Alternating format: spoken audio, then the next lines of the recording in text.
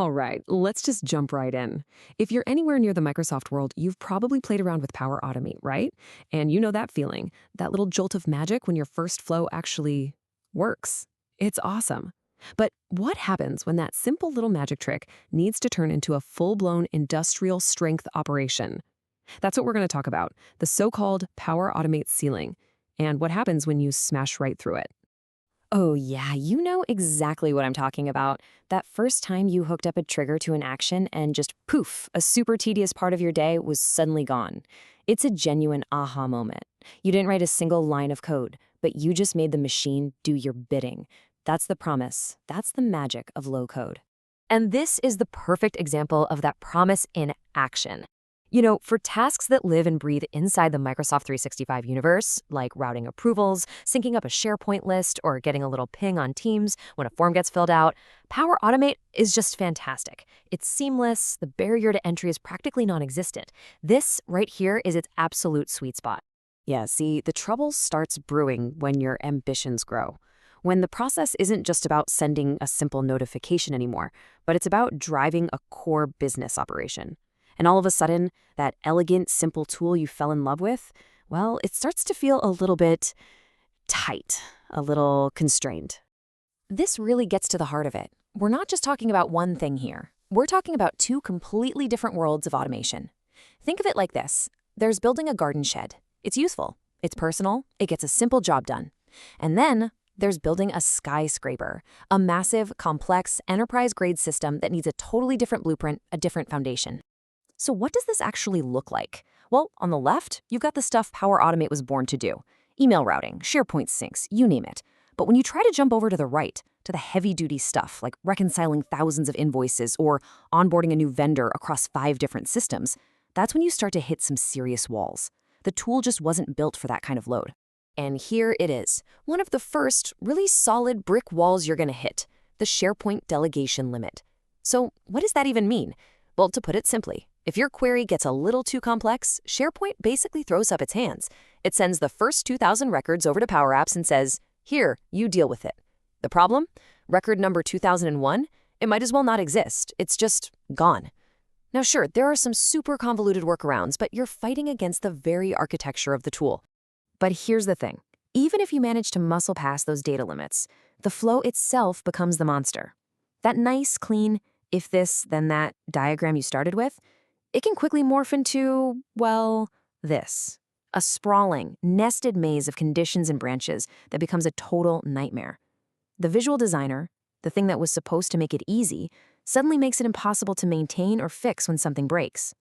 And that brings us to the next big headache, this idea of set it and forget it. It's a complete myth. In the low-code world, there's this dream that you build a flow and it just works forever. I'm here to tell you that's just not how it works in the real world. Look, at the end of the day, workflow automation is really a kind of software development. And like any software, it needs a life cycle. You have to manage these flows. You have to audit them, test them out, and keep them updated. Why? Because the ground is constantly shifting underneath you. The platforms are always changing. Before you know it, you're doing stuff that feels an awful lot like high-level programming. You're trying to build in sophisticated error handling, like these try-catch finally blocks. You're creating your own custom logging systems just to see what went wrong. You're manually digging through something called JSON, which is just how data is formatted, to handle a simple file attachment. This isn't really low code anymore, is it? It's basically complex coding with a drag-and-drop mask on. And this quote just nails the risk here.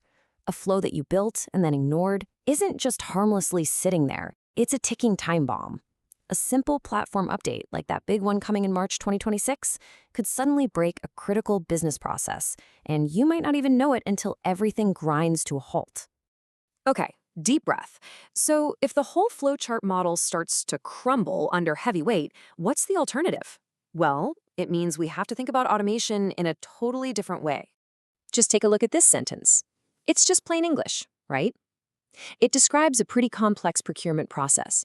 It involves reading something, checking a system, making a judgment call, creating a record in SAP, and then escalating to a person on Teams.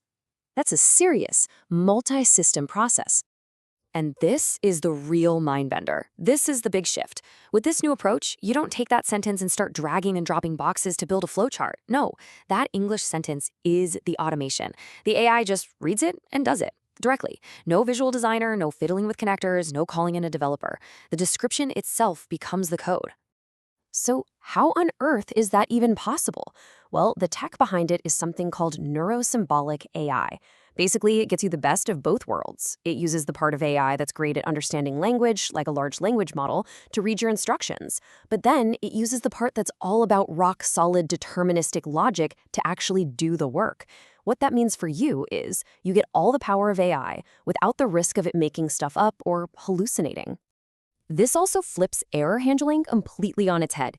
Instead of your flow just failing with some cryptic error, the AI actually pauses. It reaches out on Teams or Slack and asks a human for help in plain English. The person tells it what to do, the AI gets back to work, and here's the kicker, it learns that new rule forever. Every single exception actually makes the whole system smarter. It's like building an institutional memory that doesn't walk out the door when an employee leaves. So look, this whole conversation isn't about throwing Power Automate in the trash. Not at all. It's about being smart. It's about recognizing that you need the right tool for the right job. It's a strategic choice, and it all comes down to the complexity of what you're trying to build. And this chart just lays it all out perfectly. You can see it clear as day. Power Automate shines with those simple trigger action flows inside M365. But when you get to the really complex, messy, exception-filled enterprise processes, well, that's where a different model built on English as code with conversational learning and super detailed audit trails really comes into its own. The two are just built for different worlds. So what's the smartest path forward? For most companies, it's about coexistence. Let Power Automate build all your garden sheds. Let it handle the simple M365 native tasks it was built for. And then, when you're ready to build a skyscraper, when you need to tackle those complex mission-critical processes, bring in a true enterprise platform that's actually designed for the job. And so, at the end of the day, it all comes down to this one simple question. When you look at the next process you need to automate, you've really got to ask yourself, am I building a garden shed or am I trying to build a skyscraper?